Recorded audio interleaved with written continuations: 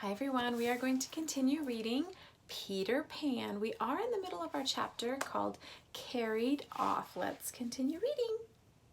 Her wings were weak, but she managed to land gracefully on Peter's shoulder and give his nose one last loving pinch. She whispered in his ear, "Because I love you, you silly donkey."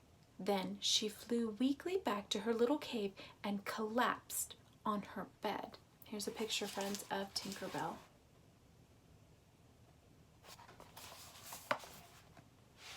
Peter knelt near Tinkerbell's limp body in distress. His head filled almost the entire space of her room. Tink's light was growing darker. Peter knew she would die if it went out entirely. "Oh, Tink," he cried, "what can I do? I need you. Please don't leave me now." "I think I could get well again if children believed in fairies," Tinkerbell gasped. But there were no children left in the cave.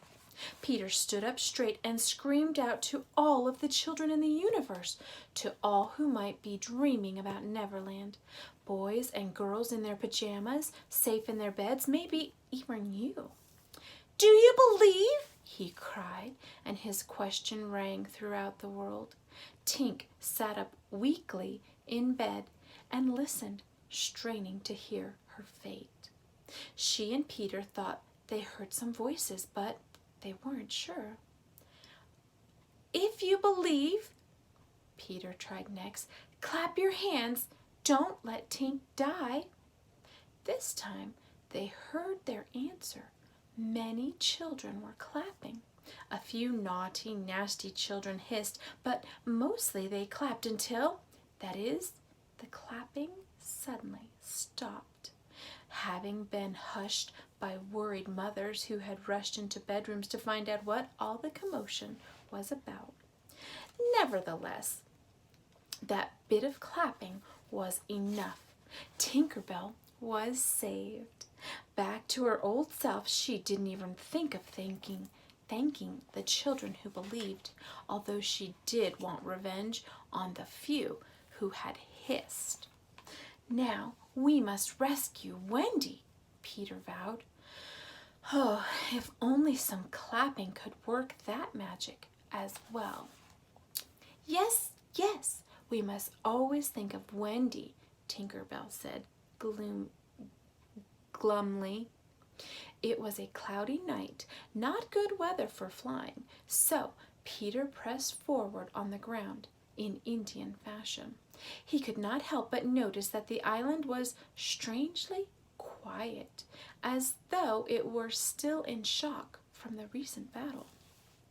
As Peter walked, he looked for things the boys might have dropped, and had trained them, if ever taken, to leave such clues. Slightly, for example, was to cut trees, and Curly was to drop seeds. Wendy knew to drop her handkerchief, but he saw nothing. He swore a terrible oath. Hook or me this time. All right, friends, that is the end of chapter 13. We're going to start chapter 14 right now, and chapter 14 is called The Pirate Ship. I wonder what's going to happen. The Jolly Roger lurked low in the water like a waiting crocodile. The pirates sat on deck in the cool fog of the night, playing cards or napping. Hook could not play or rest. Distracted, he paced the deck. It wasn't that he was unhappy. After all, Peter had been removed, and the lost boys were soon to walk the plank. And yet, for some reason, his happiness was incomplete. Like Mr. Darling, Hook worried about things like breeding and class, what he liked to call good form. He too cared very much what other people, especially people with good form, thought about him. Whenever he did something or wanted something, he would ask himself, "Is it good form to do or want such a thing? Sometimes he worried that it was not good form to think so much about good form. But Hook wasn't just unhappy, he was also lonely. As hard as it was to believe, Hook hurt. He had no children to love him. It was strange that this should bother him, but it was true all the same. In a way, Hook envied Smee. Smee was the least threatening of the pirates, and yet the children loved him. Michael had even tried on his spectacles. Spectacles are like glasses. Thinking about the children's preference for Smee made Hook angry, and he decided to finish off the boys once and for all. "Are the children tied up so they can't fly away?" he yelled. "Aye, aye," came the reply. "Well then, hoist them up." The boys were brought up on the deck before him. "6 of you will walk the plank tonight," Hook announced. "But I have room for 2 cabin boys. Who will it be? Which one of you will come to work for me?" Toodles stepped forward. "I would, sir, but I don't think my mother would want me to be a pirate. Would yours, Slightly?" "I don't think so," Slightly said. And the twins agreed, as did the others. None of their mothers would approve. "Enough!" Hook cried, and he pointed to John. "You," he said, "you look like you have a little pluck in you. Do you want to be a pirate?" Secretly, John had always dreamed of being a pirate. He even had a pirate name picked out, Red Hand Jack. In a low voice, he now confessed this to Hook. "Why, Red-Handed Jack is a fine name," Hook said. "What would my name be if I joined?" Michael asked. "Blackbeard Joe," Hook said, and Michael was impressed. "Will we still be respectful subjects of the King of England?" John asked. "No," Hook replied. "You would have to swear down with the king." "Oh," John said, his face falling. He could never turn his back on England. "Well then, never mind." "Then you shall walk the plank too," Hook roared. The boys went pale as they saw Jukes and Cecio preparing the piece of wood off which they would walk before falling into the water. But they tried to look brave, especially when Wendy was brought up. She was the brave one. She emerged from below decks wearing a dark scowl. "Are you ready to watch your boys walk the plank?" Hook asked her sweetly. "Do you have any last words for them?" "I do," Wendy replied in a loud, clear voice. "I have a message from their real mothers, and it is a hope that their sons will die bravely and with their heads held high like proper English gentlemen."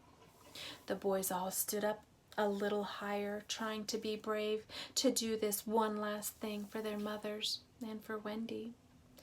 "Tie her up to the mast," Hook yelled, and Smee obeyed. "I'll save you if you promise to be my mother," Smee whispered to Wendy. "I would rather have no children at all," she replied scornfully, even though she had to admit that Smee was the nicest pirate of them all. The boys tried to be brave as they were put on the plank. In the end, however, they were only little boys, and they could not stop themselves from shaking and shivering with fear. Wendy turned her head. She couldn't even look. Hook took a step toward her. He wanted her to watch the boys walk one by one off the end of the plank. But he never reached her. He never got to hear her beg for the boys' lives. Instead, he heard tick, tick, tick. It was the terrible tick, he realized, of the crocodile. All eyes were suddenly on Hook. It was almost a sad sight to see his brave pirate captain positively freeze in terror as the ticking sound came nearer and nearer. Even his claw hung inactive as if it too were afraid. Hook fell to the deck and crawled as far from the sound as he could. "Hide me," he begged, and the pirates gathered grimly around him in the center of the boat.